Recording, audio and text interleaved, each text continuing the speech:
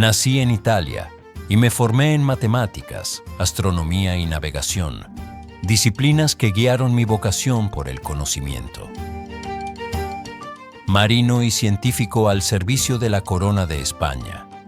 He recorrido mares y territorios del imperio con el propósito de observar, medir y comprender, convencido de que solo desde la razón puede gobernarse con justicia. Dirigí una expedición científica alrededor del mundo para conocer pueblos, recursos y realidades, aun cuando la verdad resultara incómoda para el poder. He servido con lealtad, espíritu ilustrado y afán reformista. Sono Alessandro Malaspina e questa è la mia storia.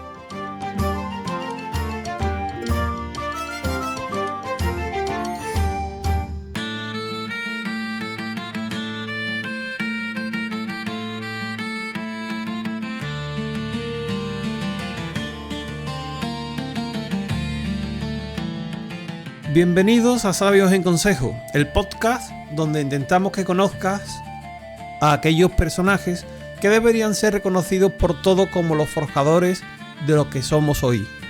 Hoy viajamos con brújula, astrolabio y un mapa que seguramente esté mal dibujado. Seguro, Sergio, que está mal dibujado. Vamos a las aguas del siglo XVIII para descubrir a un personaje al que deberían ponerle una estatua en cada puerto: Alejandro Malaspina. Fue marino, científico, filósofo, navegante, diplomático y al final víctima de la política más afilada de la corte española. Y además, Sergio, un caballero. Si James Cook hubiera tenido un hermano más elegante y menos inglés, por supuesto, sería Malaspina. Bienvenidos al Consejo de Sabios. Un espacio para conocer. Un lugar para saber sobre aquellos que dieron forma a nuestra historia con H mayúscula. Queremos que te unas a nosotros durante el breve tiempo que duran nuestros programas. Únete al debate, al conocimiento y al saber. Únete al consejo. Saludos y larga vida. Pues bien, Malaspina nace en 1754 en Mulazzo, en la Toscana. Un pequeño estado italiano en una Europa que todavía no es Italia, pero que ya es un hervidero de ideas. Su familia es noble, sí, pero no de esas que viven solo de apellido. Hay títulos y hay cultura, y probablemente más libros que sillas. Desde luego, Sergio, esto ya es una pista muy importante, porque cuando en una casa hay más libros que sillas, o sales muy listo o sales con un gran dolor de espalda. Mulazzo, además, no es un rincón aislado. Está en una zona de paso conectada con rutas comerciales y culturales. Malaspina crece escuchando hablar de política, ciencia, viajes y diplomacia. Salvador, no de batallas épicas, sino de cómo funciona el mundo. Ajá, o sea, que desde pequeño Sergio ya entendía que el poder no siempre va con espada, sino que muchas veces el papel, la tinta y alguien que sepa sumar sí que tiene poder. Su educación comienza en colegios jesuitas, y aquí conviene parar un momento, porque los jesuitas del siglo XVIII no eran solo religión, eran matemática, astronomía, geografía, física, filosofía, moral. Vamos, Sergio, lo que hoy llamaríamos una educación peligrosamente completa. Exacto. Los jesuitas formaban élites pensantes, gente capaz de observar, medir, razonar y, lo más inquietante para algunos gobiernos, cuestionar. Y eso en el siglo XVIII, Sergio, era como regalarle un mechero a alguien rodeado de pólvora. De hecho, Malaspina aprende a pensar con método, a no aceptar una idea solo porque sea tradicional. Aprende a comprobar, contrastar, escribir. Y todo eso se le va a notar más adelante, incluso cuando esté al mando de un barco. Porque hay marinos que navegan y luego está Malaspina, que navega, toma notas y además se pregunta por qué el mar es como es. Y con apenas 18 años Salvador toma una decisión clave. Entra en la Marina Española, y esto es muy importante. No entra en la italiana, ni en la francesa, ni en la británica. Entra en la mejor marina que había en la historia, la española, que en ese momento sigue siendo una de las grandes potencias marítimas del mundo. España tenía problemas, sí, pero seguía teniendo medio planeta en el mapa. Y barcos, muchos barcos. Malaspina ve la Marina como el lugar ideal para unir sus dos mundos, la ciencia y la acción. Porque en un barco necesitas matemáticas, astronomía, cartografía y una cabeza bien fría. Y aquí llega la sorpresa, Sergio. Habla italiano, español, francés, latín. Vamos, que ya era más internacional que una cumbre del G20, pero sin traductores simultáneos.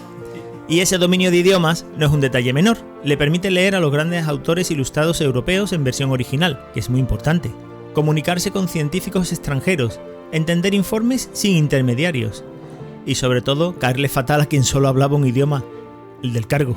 Pues sí. Desde el principio destaca, no por gestos heroicos, sino por algo mucho más raro. Disciplina, capacidad de análisis y una enorme facilidad para escribir informes claros. Que no hundiera barcos también ayudó. Sus superiores ven en él a alguien fiable, a alguien que cumple órdenes, pero que además entiende por qué se dan. Y esto lo convierte rápidamente en un oficial distinto. Porque Malaspina no es un aventurero impulsivo. Es metódico, observa, pregunta, apunta, y eso, aunque parezca mentira, a veces incomoda más que la valentía. Aquí es donde se empieza a dibujar el personaje que veremos durante todo el episodio. Un hombre formado para servir al Estado, pero también para pensar sobre él. ¿Y estas cosas cómo suelen acabar, Sergio? Pues bien, estas cosas no suelen acabar muy bien, Salvador. Malaspina empieza a foguearse en serio en la Marina participando en misiones en el Mediterráneo. No hablamos de travesías tranquilas con el mar en calma, sino de guerras, bloqueos navales y operaciones complejas en un escenario donde España se juega su prestigio frente a otras potencias europeas. Y que lo diga Sergio, porque el Mediterráneo en el siglo XVIII no era precisamente un balneario, era un tablero de ajedrez con cañones. Y en estos primeros destinos, Malaspina aprende lo esencial del oficio: navegación en condiciones difíciles, mando de hombres muy distintos entre sí y sobre todo la importancia de la logística, porque ganar una batalla naval no depende solo de disparar, o de disparar bien, sino de comer, orientarse y sobre todo de llegar a tiempo a los lugares. Detalles menores hasta que te faltan. Correcto, y aquí empieza a verse algo poco habitual.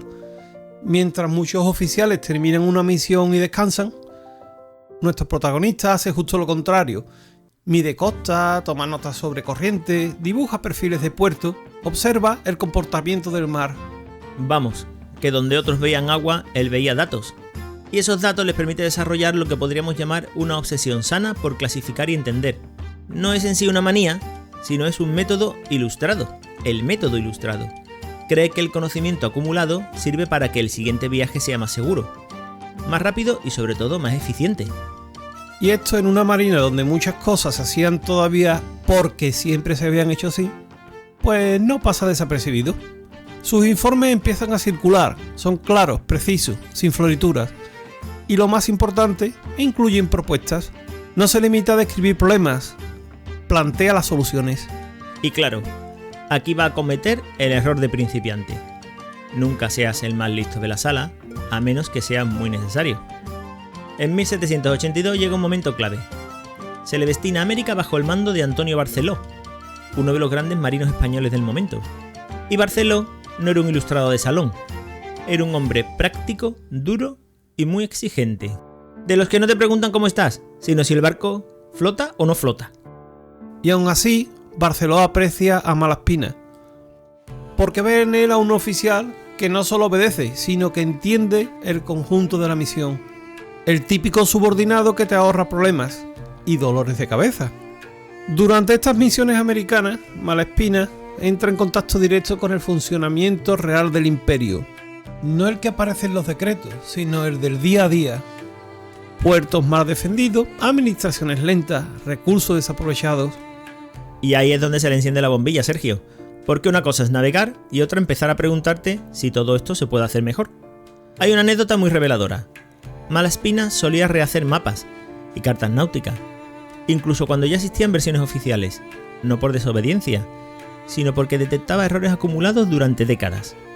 Lo cual es fantástico para la seguridad, pero pésimo para el ego de quien había hecho el mapa antes.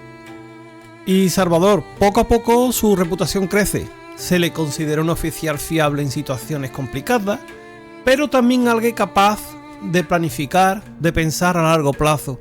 Vamos, que no solo apaga fuego, revisa por qué se producen. Y aquí ocurre algo muy interesante, Sergio.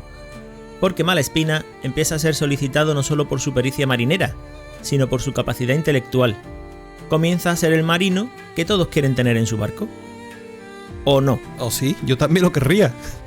Imagina el reparto de equipaje. Uno trae cartas, otro trae vino y Malaspina trae mapas detallados, estudios de mareas y un pequeño ensayo sobre cómo mejorar la administración colonial. Oro puro. Desde luego, este ascenso no es meteórico, pero es constante. Y sin darse cuenta, Alejandro Malaspina va acumulando algo más peligroso que méritos: prestigio. Y ya sabemos que en ciertos ambientes, el prestigio sin padrinos adecuados es una moneda muy volátil, tal como en la actualidad. Pero en este momento de su vida todo parece encajar. Él tiene talento, experiencia y una idea muy clara. El imperio español puede mejorar si se observa con honestidad. Una idea aparentemente inofensiva hasta que alguien decide escucharla.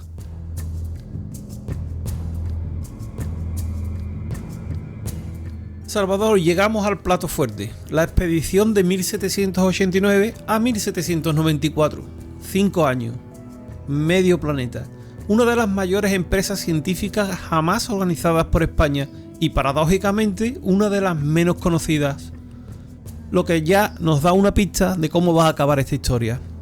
2 corbetas descubiertas y atrevidas, eran sus nombres que no engañen, no son decorativos, y están pensadas para navegar rápido, para explorar costas desconocidas y para cargar algo más valioso que oro: información. Información. Desde luego es algo que ocupa menos espacio, pero da muchos más problemas. La misión oficial es clara: medir, estudiar, explorar, comparar, cartografiar, pero Malaspina añade algo más ambicioso: analizar cómo funciona el imperio desde dentro.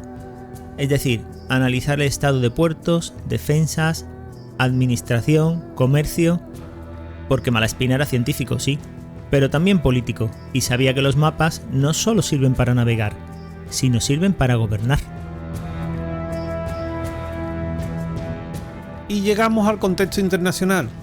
España no organiza esta expedición por capricho.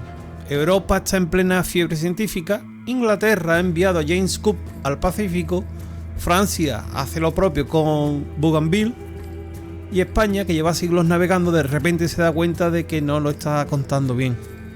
La expedición Malaspina es, en el fondo, una respuesta. Demostrar que España también puede liderar ciencia, cartografía y conocimiento global. En cuanto al recorrido seguido, el viaje recorre América de norte a sur: Patagonia, Chile, Perú, Nueva España, California, Alaska, y luego cruzan el Pacífico: Manila, Tongatapu, Nueva Zelanda, Australia. Vamos, un viaje tan largo que hoy lo dividirían en varias temporadas, y aún así nadie sabría cuánto termina. Cada escala no es turística, se toman medidas, se levantan planos, se analizan recursos y se estudian poblaciones, y se escribe mucho. Tanto que si hoy existiera WhatsApp, el grupo se llamaría Expedición Malaspina, no mandar memes.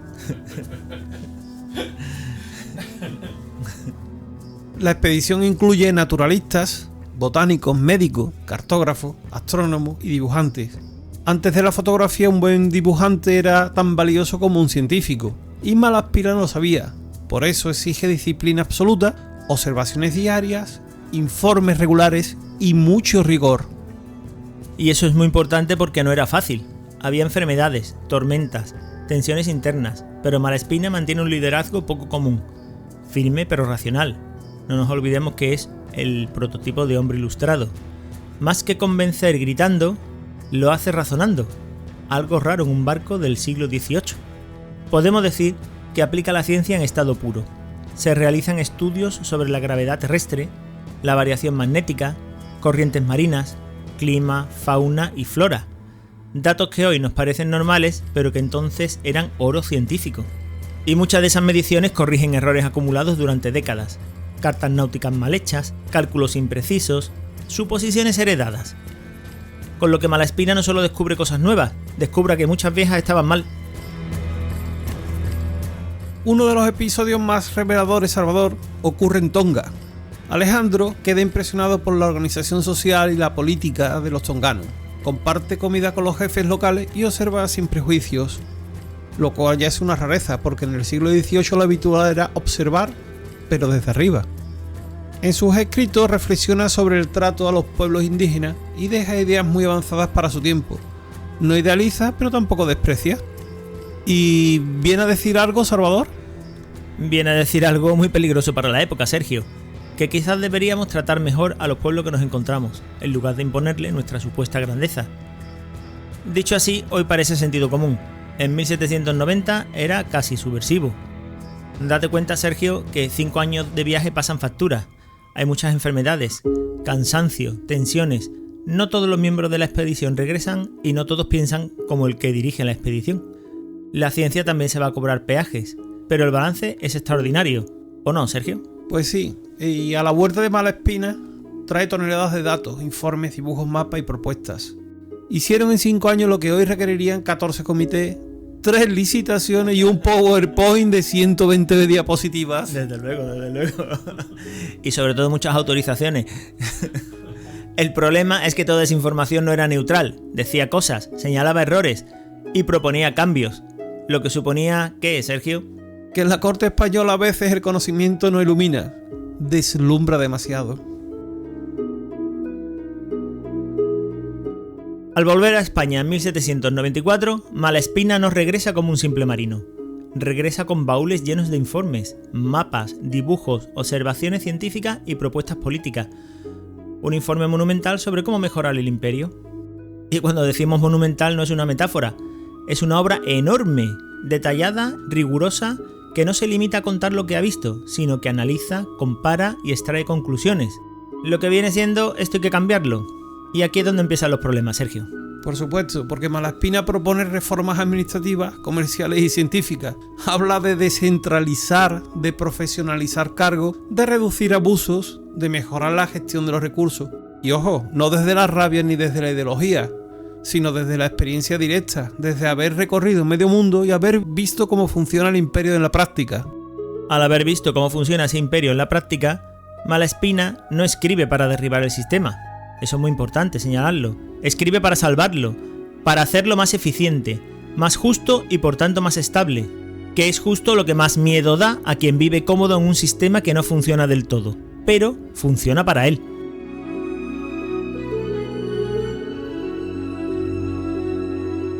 Pues bien, Salvador, en su informe Malaspina deja clara una idea que era revolucionaria por lo sensata. Llega a escribir literalmente: el verdadero sistema de colonias consiste en hacerlas felices. Dicho en pleno siglo XVIII, no en un panfleto revolucionario ni en una tertulia clandestina, en un informe oficial destinado a la corona. Y conviene entender bien qué significa esto. No es humanitarismo moderno y no es buenismo, es puro realismo político ilustrado. Para Malaspina, unas colonias maltratadas generan conflicto, corrupción y tarde o temprano, ¿qué es lo que desatarían, Salvador? Evidentemente, Sergio, una rebelión, puesto que unas colonias bien gobernadas generan estabilidad y lealtad.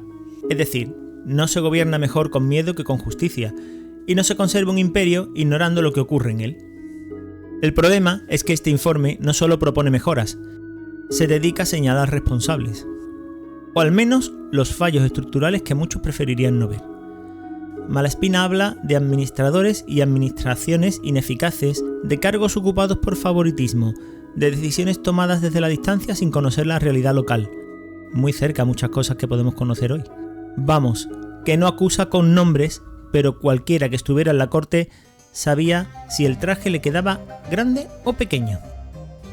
Porque para Malaspina un imperio no se mantenía con miedo, sino con un buen gobierno, justicia y conocimiento de la realidad. Y decir eso en la corte borbónica era como decirle a un gato que se mueva del sofá. Técnicamente posible, pero prepárese para perder sangre. Salvador, y aquí es donde se produce el choque definitivo de mentalidades. Alejandro representa la ilustración, razón, datos, experiencia, reforma gradual, y buena parte de la corte representa otra cosa: la tradición, los intereses personales, equilibrios frágiles y mucho miedo a perder poder. Y ese informe empieza a circular, se lee, se comenta y empieza a generar algo muy peligroso: admiración y recelo. Y tanto recelo, Sergio, Porque Malaspina no era un teórico abstracto, era un marino con prestigio, con contactos internacionales y sobre todo con algo muy importante, credibilidad. Y cuando alguien así dice esto no funciona, deja de ser una opinión, se convierte en una amenaza. A partir de aquí, la ciencia deja paso a la política y la razón a la intriga, porque en una corte donde el poder se basa en equilibrios personales, quien propone reformas profundas no es visto como un servidor del Estado, sino como un problema.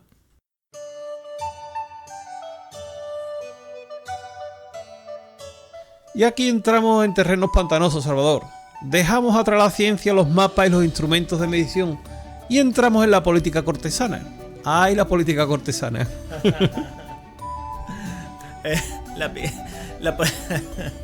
La política cortesana es como un pantano, y además en este pantano aparece el cocodrilo de ese mismo pantano en la época. ¿Qué se llamaba? Manuel Godoy, figura clave del final del siglo XVIII en España. El favorito de la reina, el hombre fuerte del gobierno y durante años la persona más poderosa del país sin llevar corona. Godoy es joven, ambicioso y ha ascendido a una velocidad meteórica, no por méritos científicos ni militares, sino por su habilidad política y su cercanía al poder. Vamos, lo que hoy llamaríamos saber moverse, y mucho. Tener contactos. Yo conozco a alguien me ha hablado de alguien, y llegar así a lo más alto. En este contexto, Malaspina es todo lo contrario. No pertenece al círculo íntimo de la corte, no debe su carrera a nadie, y además trae informes que cuestionan cómo se está gobernando el imperio. Vamos, el tipo de persona que incomoda en una reunión, aunque tenga razón. El choque entre Godoy y Malaspina no es solo personal, que lo era. También es ideológico, representando dos formas opuestas de entender el Estado. ¿Y esto qué significa, Sergio? pues que Godoy gobierna desde la urgencia, el equilibrio de intereses y la supervivencia política diaria.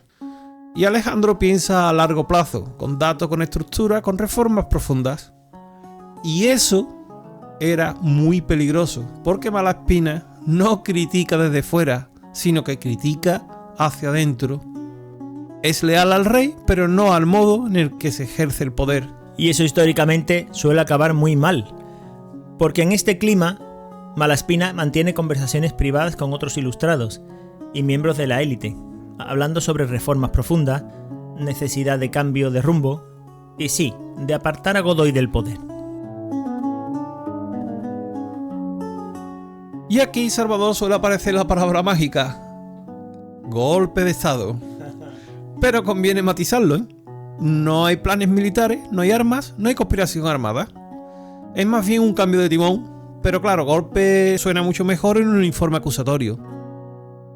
De hecho, Malaspina cree que el rey puede ser convencido, que la razón, los datos y la evidencia servirán. Error clásico de los ilustrados, pensar que el poder escucha. Las conversaciones llegan a oídos de Godoy, o alguien se encarga de que lleguen. Y a partir de ahí, todo se acelera. Denuncia, detención, acusaciones ambiguas y Malaspina pasa de héroe científico a sospechoso político. De hecho, Salvador es detenido en 1795, sin escándalo público, sin grandes explicaciones, y simplemente desaparece de la escena. Una forma muy elegante de borrar a alguien incómodo. El juicio que le hacen es muy opaco, lleno de intrigas, declaraciones interesadas y silencios muy elocuentes. Y tanto, Sergio, esto tiene más trama cortesana que Juego de Tronos, pero sin dragones y con menos justicia. El resultado está decidido de antemano, condenado a 10 años de prisión, y gracias, terminando así de golpe la carrera del mayor explorador y científico naval español de su siglo. Pues bien, Salvador, aquí llega la parte de la prisión. Lo encierran en La Coruña, en el castillo de San Antón, una fortaleza fría, húmeda, azotada por el mar y más apta para peces que para personas. No es una prisión cualquiera, es un lugar de aislamiento, lejos de la corte, lejos de sus contactos y lejos de cualquier posibilidad de influir. Una cárcel diseñada no solo para encerrar cuerpos, sino para silenciar las ideas. Exacto, Sergio, puesto que las condiciones son durísimas, con humedad constante, frío, escaso contacto humano, pero lo más duro no es físico, es el silencio. Ver cómo su obra, sus informes y todo lo que había reunido queda archivado o directamente olvidado. Al estilo del Conde de Montecristo, vamos. Sin máscara que sepamos. España no solo encarcela a Malaspina. encierra con él una de las mayores recopilaciones científicas de su historia. Una decisión que hoy nos parece incomprensible, pero que en su momento fue perfectamente coherente con el miedo al cambio. Y aún así, Malaspina no se rinde, no se arrastra, no implora, no negocia su dignidad. Sigue escribiendo, reflexiona, ordena ideas, continúa siendo el mismo hombre metódico incluso entre muros, porque mantiene la esperanza en que la razón termine imponiéndose, que alguien revise el caso y que el tiempo ponga las cosas en su sitio. Al fin y al cabo, nada más moderno que una condena injusta acompañada de un "ya veremos si revisamos el caso". Salvador, Alejandro pasará años encerrado, aislado, olvidado por la política, pero no por la ciencia, porque fuera de España su nombre empieza a circular entre científicos europeos, y esa presión exterior es, irónicamente, lo único que termina abriéndole la puerta de la prisión. Y al final, después de casi 7 años de encierro, Sergio, en 1802, la situación cambia. La presión internacional empieza a notarse. Científicos europeos, franceses, italianos, alemanes, preguntan por Malaspina. ¿Dónde está Malaspina? Reclaman su liberación, no como gesto político, sino como un acto de justicia intelectual. Es decir, lo que no consiguió la razón dentro de España, lo consigue el prestigio fuera, haciendo que Carlos IV ordene su liberación. Pero conviene matizar esto. No es una rehabilitación, no hay disculpas, no hay reconocimiento público. Es más bien un que se vaya, pero lejos. Y Malaspina queda en libertad, pero no puede volver a la Marina. Se le prohíbe ocupar cargos públicos y finalmente se le expulsa de España. Como si a un chef con 3 estrellas Michelin le dijeran eres libre, pero no vuelvas a pisar una cocina. Totalmente. Regresa a Italia, a una Europa que ya no es la misma. El mundo ha cambiado. La Revolución Francesa ha sacudido el continente. Napoleón empieza a reorganizar el mapa político. Y Malaspina a estas alturas está cansado, envejecido prematuramente y sobre todo consciente de que su gran obra ha quedado atrás. En Italia trabaja como administrador, desempeña cargos menores, escribe, reflexiona y mantiene correspondencia con científicos e ilustrados europeos. Pero ya no es el explorador al mando de 2 corbetas. Es un hombre al que el poder le ha dicho claramente: gracias, pero estorbas. Aún así sigue siendo fiel a sí mismo. No renegó de su idea y no se convirtió en un resentido ruidoso. Quizás porque sabía que el tiempo, antes o después, acaba poniendo cada cosa en su sitio. Y llegamos a su muerte. En 1810, sin honores, sin funerales de Estado, sin reconocimiento oficial, pero dejando una obra monumental que tardará más de un siglo en salir a la luz. Literalmente, muchos de sus informes dormirán en archivos durante generaciones. En cuanto a su legado, si miramos con perspectiva histórica a Alejandro Malaspina, podemos considerarlo una figura clave de la ilustración marítima europea. Su expedición se compara sin complejo con la de James Cook o Bougainville, y en algunos aspectos la supera en ambición científica, porque la cartografía es precisa, las observaciones naturales, los estudios físicos, los análisis políticos. Pocas expediciones del siglo XVIII fueron tan completas. Y además Salvador con una idea peligrosa de fondo, que el conocimiento debía servir para gobernar mejor. Y su visión política también ha sido reivindicada. Crítica, moderna, ilustrada, no revolucionaria, pero sí profundamente reformista. Lo que supone Sergio una mezcla rara en cualquier época, y especialmente incómoda en una corte que prefería no mirar demasiado de cerca su propio reflejo.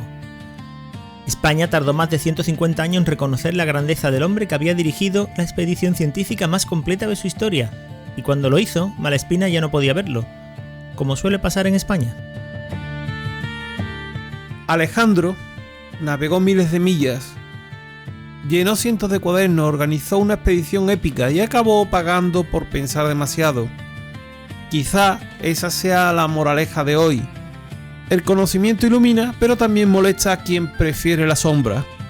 Malaspina no fue olvidado por falta de méritos, sino por exceso de lucidez. Y recordarlo hoy no es solo hacer justicia con un personaje histórico, es preguntarnos qué hacemos como sociedad con quienes señalan lo que no funciona. Por si acaso tenéis interés, os dejaremos un enlace a la Biblioteca Virtual de Defensa donde están los escritos de Alejandro Malaspina.